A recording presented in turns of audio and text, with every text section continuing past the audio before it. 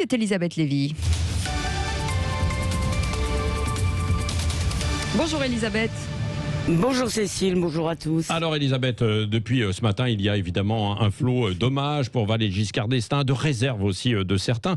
Et vous alors, vous voulez insister, je crois, sur l'homme qui a fait beaucoup pour les femmes, Elisabeth? Alors bon, d'abord, je dirais plutôt, pour moi, c'est l'homme qui aimait les femmes un petit peu. C'est-à-dire que Giscard, c'était encore un féminisme qui n'excluait pas la séduction.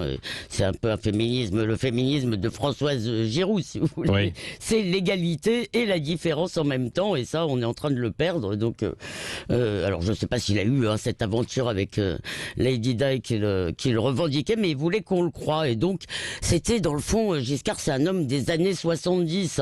Oui. C'est quand même, c'est aussi le président de nos derniers jours heureux, dans le fond. Oui, oui. Et la Donc, droite sans la nation sur un plan politique, alors c'est là, ça? maintenant, je vais être plus critique. Oui.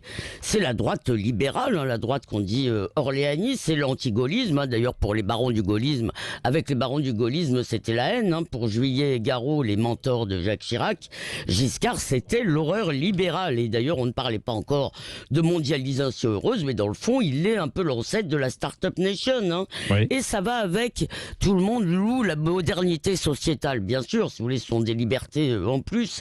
Mais c'est aussi une conception du pouvoir qui est très horizontale, plus horizontale, même si lui était encore un homme du vieux monde.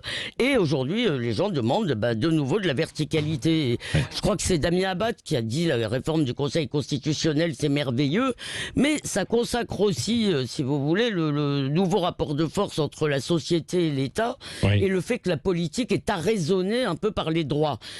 Mais si vous me permettez encore une demi-minute, je dirais que le plus grand reproche, enfin en tous les cas la plus grande critique, moi, que je ferais à Valéry Giscard d'Estaing, c'est l'européisme. C'est qu'il a poursuivi la chimère un peu supranationale, l'idée qu'on allait faire un couple avec l'Allemagne qui me paraît être une faribole, parce que le couple avec l'Allemagne, c'est l'Allemagne qui décide et on suit. Aujourd'hui, c'est tout de même un peu ça.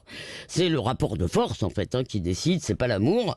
Et rappelez-vous, en 2005, il était complètement sidéré qu'on rejette son projet, presque autant que quand on a rejeté, disons, sa candidature en 81. Et moi, je l'avais entendu dire, ou je l'avais lu écrit peut-être, qu'il disait, c'est pas grave, on fera revoter les Français jusqu'à ce qu'ils disent oui. Voilà. Alors, oui, alors donc. Non, mais c'est vrai. Aujourd'hui, si vous voulez, tout le monde, évidemment, tout le monde va le célébrer. Et puis c'était un homme d'une grande intelligence, ça c'est clair. Un homme à l'ancienne, un lecteur incroyable. J'ai entendu un passage formidable. Mais en même temps, la France rejette en grande partie, si vous voulez, ce qui est l'héritage giscardien, la mondialisation heureuse, si vous voulez, les frontières ouvertes. Et je ne vous ai même pas parlé du regroupement familial et du reste. Merci Elisabeth Lévy. Beaucoup de réactions continuent évidemment sur Sud Radio ce matin autour de la disparition de Valéry Giscard d'Estaing. On y reviendra jusqu'à 10h, mais on ne fera pas que ça.